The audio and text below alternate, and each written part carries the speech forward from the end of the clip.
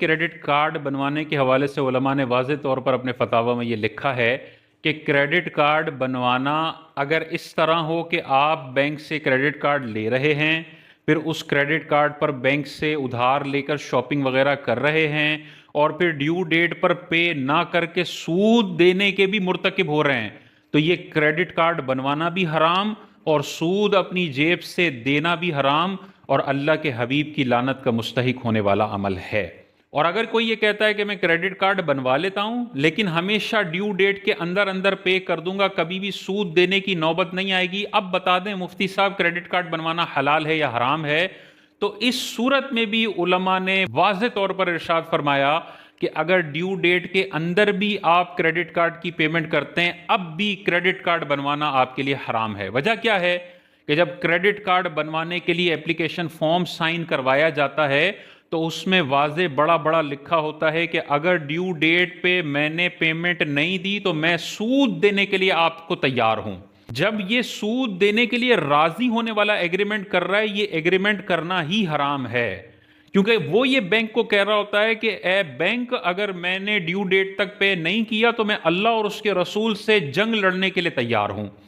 تو یہ بہت بڑی جرت کی بات ہے، بہت بڑی سرکشی کی بات ہے، اور ایسا ایگریمنٹ سائن کرنا جو سودی معاہدے پر مشتمل ہو، سود دینے کی بات آئے یا نہ آئے وہ بات کی بات ہے، پہلے تم نے اللہ سے اعلان جنگ کرنے والا معاہدہ کیسے سائن کیا؟ یہ بڑی سرکشی ہے اور یہ حرام ہے۔ جتنے لوگوں نے کریڈٹ کارڈ بنوائے ہوئے ہیں کنونشنل بینکوں سے، ان پر لازم ہے کہ ان کریڈٹ کارڈز کو بند کروائیں، اس کی جگہ ڈیبٹ کارڈ استعمال کریں، اپنی جان چھڑوائیں اس گندے نظام سے۔ بعض لوگ اس پر ہم سے یہ کہتے ہیں کہ آپ نے یہ کہا کہ ڈیو ڈیٹ کے بعد اگر اضافی پیسے دیں تو اس وجہ سے کریڈٹ کارڈ حرام ہے، تو بجلی کے بل بھی اگر ڈیو ڈیٹ کے بعد پے کریں تو اضافی دینا پڑتا ہے، تو بجلی کا کنیکشن بھی حرام ہو گیا۔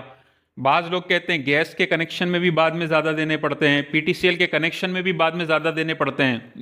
تو ہر جگہ ڈیو ڈیٹ کے بعد تو زیادہ دینے پڑتے ہیں، تو وہ پھر وہ حلال ہو گئے اور کریڈٹ کارڈ حرام ہو گیا، تو یہ کیا بات ہوئی؟ تو ایسے لوگوں کو غور کرنا چاہیے، اس میں بڑا فرق ہے۔ یہاں پہ آپ سودی معاہدہ کرتے ہیں اور یہ مالی جرمانہ ہے، دونوں الگ الگ ہے۔ سودی معاہدہ زیادہ بڑا حرام ہے،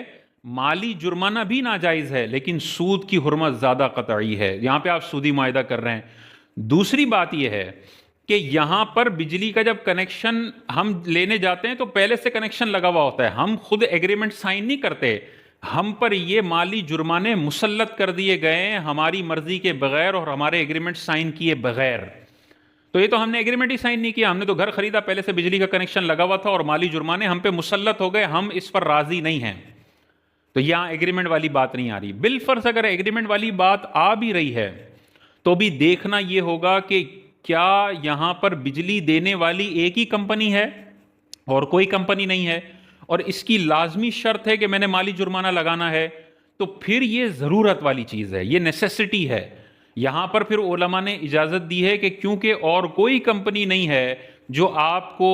یہ والی سہولت فراہم کرے، ایک ہی کمپنی ہے اور اس نے یہ ناجائز شرط آپ پر مسلط کر دی ہے، تو ان مجبوری کی کیسز کے اندر آپ جو ضروری آپ کی چیزیں ہیں وہ لے سکتے ہیں۔ تو بجلی لی جا سکتی ہے، گیس لی جا سکتی ہے، کریڈٹ کارڈ لگژریز میں آتا ہے، کریڈٹ کارڈ میں آپ بینک سے ادھار لے رہے ہوتے ہیں 15 دن کا، تو اس کے لیے یہ سودی معاہدہ کرنے کی اجازت نہیں ہوگی۔